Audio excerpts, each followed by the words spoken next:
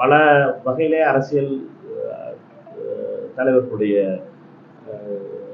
கொலைகள் நடைபெறுகின்றன. அதில் மிக நேற்று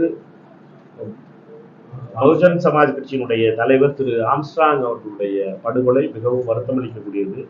அது மிகவும் மிகப்பெரிய அளவிலே ஒரு கொடூரமாக நடந்த செயல். உடனடியாக தமிழக அரசு நடவடிக்கை எடுக்க வேண்டும். உடனடியாக அவர்களை சட்டப்பூர்வமான உண்மை குற்றவாளிகளை கைது செய்து அவர்கள் மீது நடவடிக்கை எடுக்க வேண்டும் என்ற கோரிக்கையை வைத்திருக்கிறேன். அதே நேரத்தில் இந்த அரசியல் கொலைகள் என்பதும் இதை போன்ற கொலைகளும் தவிர்க்கப்பட வேண்டும். எப்படியாவது சட்டம் காவல்துறை இதற்கான நடவடிக்கை எடுக்க வேண்டும்.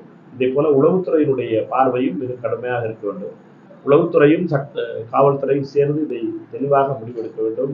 இதை போன்ற அரசியல் கொலைகளை நிறுத்துவதற்கான திட்டத்தை தமிழக அரசு கடுமைப்படுத்த வேண்டும்.